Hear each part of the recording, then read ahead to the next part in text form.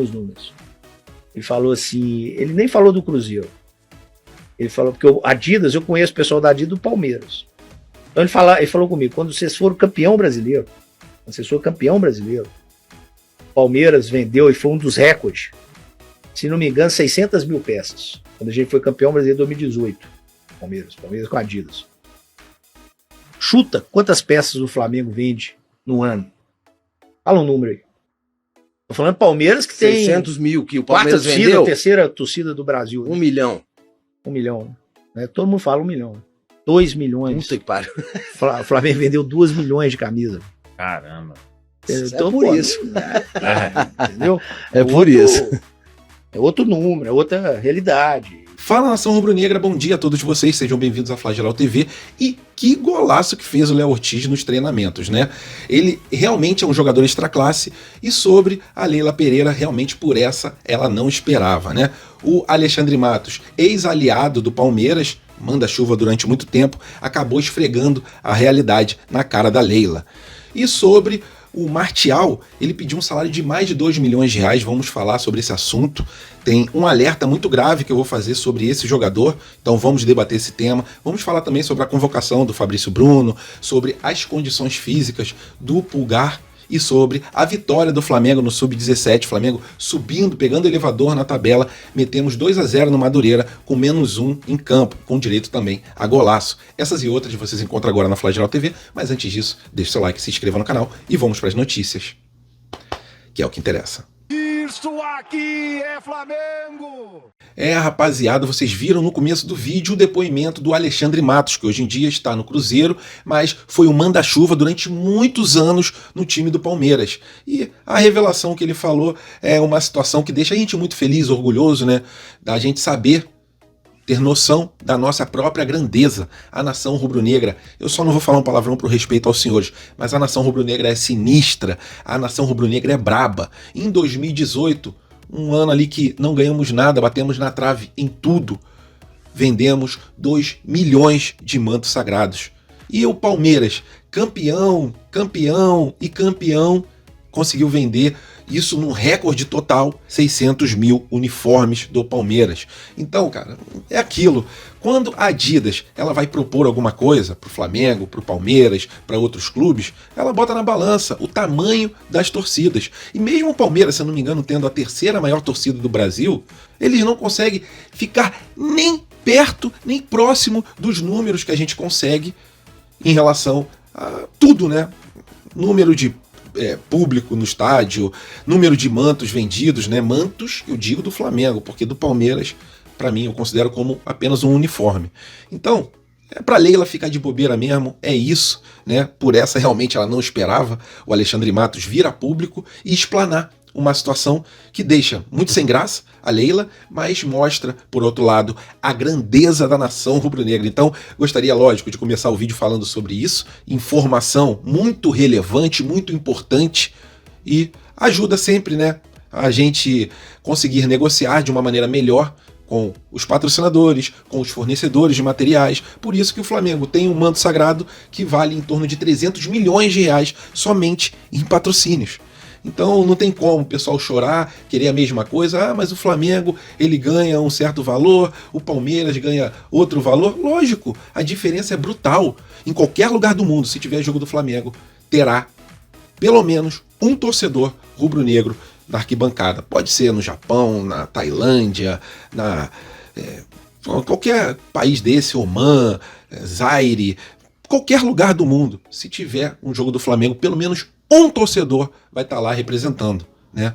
Isso que meu pai sempre falava. Qualquer lugar do mundo que o Flamengo jogar, sempre terá a nação rubro-negra para apoiar. Parabéns a todos os envolvidos, que somos nós, né? Nação rubro-negra, por esse número avassalador na venda de mantos sagrados. E agora vamos falar sobre o mercado da bola. O Marcos Braz deu uma entrevista à Flá TV e bateu o martelo. Falou que se o Flamengo não fechar até segunda-feira alguma contratação para botar no lugar do Pedro, o Flamengo vai com o que tem já no próprio elenco. O Martial é um jogador que o Flamengo está tentando contratar, né? O Vene Casagrande, ele afirmou que o jogador pediu mais de 2 milhões de reais por mês e um contrato de 3 anos para poder fechar com o time rubro-negro. Esse jogador de 28 anos, ele é centroavante, joga também como ponta direita e ponta esquerda, mas a principal função, melhor dizendo, do jogador é como centroavante, como o famoso camisa 9, essa função que o Pedro faz também. Em relação à alerta que a gente tem que ligar, a minha preocupação grande é em relação às lesões desse jogador. Para quem não sabe, o jogador coleciona uma série de lesões. São em torno de 15 lesões na carreira, né? Sendo que 2 delas não são lesões, né? Ele ficou afastado mais por problemas de saúde, né? Quadro viral, gripal e também problemas ali de doença, né? De febre, de um problema sem ser relacionado a problema muscular. Mas as outras 13 contusões foram realmente problemas que o afastaram de campo e deixaram ele impossibilitado de exercer a sua profissão. Vamos lá para as seguintes contusões que esse atleta já teve, né? Vamos enumerar todas. Temporada de 2018-2019 foram 2 lesões. Lesão no joelho e uma outra que não é lesão, né? Desculpa até falar que foi lesão, mas foi uma síndrome gripal. Afastou ele por 12 dias. De 2019 para 2020, nessa temporada, ele teve um problema muscular na coxa, um problema sério, deixou ele afastado por quase 2 meses. 2020 e 2021 foram 2 lesões. Uma lesão no quadril, que deixou ele afastado por 9 dias, e um problema no ligamento do joelho, que deixou ele afastado por 130 dias. Aí na temporada 21-22 foram 3 lesões, né? Recuperação ali do ritmo de jogo, né? Aquele trabalho que ele faz no departamento médico, deixou ele afastado por 14 dias. Teve uma lesão no joelho, deixou 9 dias o jogador afastado, e uma lesão muscular deixou ele 16 dias afastado. Aí veio a pior temporada do jogador em relação à lesão, né? 2022 foram 5 problemas, né? 5 lesões. A primeira delas foi uma lesão na coxa, deixou ele 18 dias afastado. Depois, tendão de Aquiles, 34 dias. Lesão nas costas, 21 dias. Lesão desconhecida, 16 dias. Lesão no quadril, 34 dias. E aí, nessa última temporada, 23 para 24, ele teve 2 problemas, né? Ele ficou doente. Por 18 dias ficou afastado, e ele fez uma cirurgia na virilha e ficou 42 dias afastado. E a última partida dele foi em dezembro de 2023, e na última temporada ele marcou apenas 2 gols. Por que eu tô falando isso para vocês? Não é para dizer que ele não pode vir pro Flamengo, mas é para a diretoria do Flamengo ficar alerta, abrir o olho e analisar com frieza, com calma, se realmente vale a pena a gente contratar um atleta tão caro por tanto tempo com esse histórico de lesão. Porque eu lembro muito bem do que aconteceu com alguns jogadores que vieram para o Flamengo já com histórico de lesão. O principal deles foi o Conca, que a gente pagou um salário absurdo e ele mal entrava em campo. Tomara que isso seja totalmente diferente com o Anthony Martial, que a gente está realmente precisando de um centroavante, mas que fique esse alerta sobre a saúde física desse jogador, que está pedindo um valor muito alto, será o salário mais alto, caso o Flamengo feche um acordo com ele, mais de 2 milhões de reais. Tomara que o Flamengo consiga negociar esse salário e consiga baixar, porque é um salário que acaba onerando os nossos cofres. Mas, do jeito que está o Pedro, o Flamengo não vê muita alternativa, né? Ou vai ou racha, ou contrata o Martial, ou vai com o que tem já no elenco. E nação rubro-negra, o Sub-17 do Flamengo está jogando o Campeonato Carioca e jogou mais uma partida, dessa vez contra o Madureira. E metemos 2-0 no time de Madureira, com um jogador a menos, né? Desde um pouquinho mais da metade do primeiro tempo. Infelizmente ali o Pablo, ele acabou se exaltando, xingou o árbitro foi e deu o vermelho direto pro Pablo. Pablo, excelente jogador, camisa 5, foi aquele menino que fez o gol de antes do meio de campo, né? Fez também outros golaços, só que esse antes do meio de campo contra o Fluminense ficou realmente marcado na história da base rubro-negra. Flamengo ficou com um a menos, mas antes da expulsão o Flamengo conseguiu abrir o placar.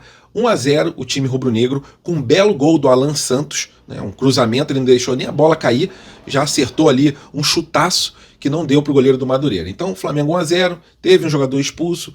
Depois dessa expulsão do Pablo, né, principalmente no segundo tempo, o Madureira cresceu no jogo. Só que o Flamengo tem um potencial muito grande nos seus atletas, né? O Joshua, excelente jogador, além de outras feras, como o próprio Pablo, jogador que foi expulso, entre outros, né? O goleiro do Flamengo também arrebentando, fechando o gol. Então, no segundo tempo, mesmo a gente novamente um pouquinho mais pressionado pelo Madureira, conseguimos achar um pênalti e nessa cobrança do Anderson a gente conseguiu botar no placar 2-0 para o time rubro-negro, dando números finais a essa sexta rodada do Campeonato Carioca Sub-17. E é isso, o Flamengo estava com 10 pontos, o Madureira com 9, então era o famoso jogo de 6 pontos. O Flamengo conseguindo a vitória, subiu para 13 pontos. Ou tá em segundo ou tá em terceiro, né? Não deu pra gente acompanhar os outros jogos. É difícil a gente ter informações de Campeonato Carioca Sub-17, mas pelo menos a gente tem certeza que o Flamengo foi para 13 pontos. O primeiro colocado, se eu não me engano, era o Vasco, com 15 pontos. Então, o Flamengo se aproxima dos primeiros colocados, mas o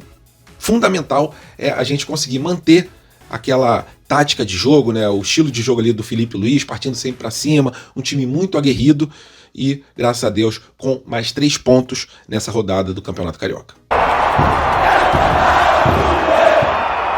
E uma convocação urgente do Dorival Júnior de última hora pegou de surpresa todos os torcedores do Flamengo e também o próprio Fabrício Bruno, né? O Éder Militão, ele sofreu um problema, teve que ser desconvocado da seleção brasileira e o técnico Dorival resolveu convocar o Fabrício Bruno para a próxima partida do Brasil, que vai ser jogada em Assunção, no Paraguai, contra o Paraguai.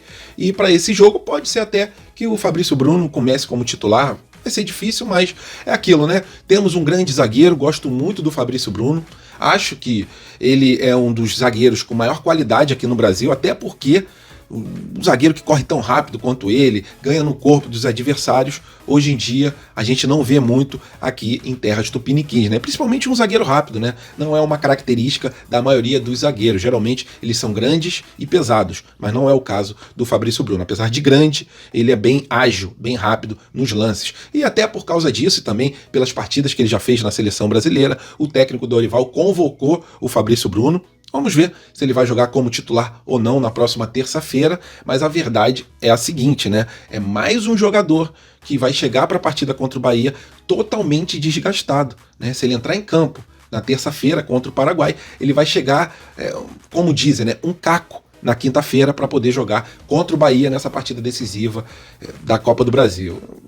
É complicada essa situação, né? A seleção pega jogador do Flamengo, devolve jogador mancando, devolve jogador de muleta, como foi o caso do Pedro, e outros jogadores também aconteceram esse tipo de situação complicada, e a gente fica de olho e torcendo para que o Fabrício Bruno vá e volte da mesma maneira, né? Apto para poder jogar bola, entrar dentro de campo e mostrar o melhor do seu futebol. Eu gostaria de fazer essa pergunta a vocês, né? Diante de tantas lesões que o Flamengo tá, será que foi uma boa o Dorival? Será que teve bom senso o Dorival Júnior na hora de convocar o Fabrício Bruno? Sua opinião é importante e, se vocês puderem, coloque ela aqui embaixo do vídeo. E agora, nação, falar uma curtinha aqui sobre o departamento médico do Flamengo, mais especificamente sobre o nosso jogador, o Eric Pulgar. E a gente sabe que nesse momento, qualquer reforço que a gente tenha para essa partida contra o Bahia será fundamental. E no caso do Eric Pulgar, ele está com edema, né, muscular, não viajou nem para Buenos Aires para jogar contra a Argentina. O Chile tomou um vareio, foi 3-0 para o time argentino, para a seleção argentina, melhor dizendo. E o Eric Pulgar somente não voltou para o Ninho do Urubu por causa da chance que ele tem de jogar contra a Bolívia. Terça-feira agora, o Chile vai jogar contra a Bolívia e existe ainda a possibilidade dele jogar. Então, ele está treinando, está verificando, né, junto com o departamento médico do Chile, se ele terá condições de jogar na terça-feira.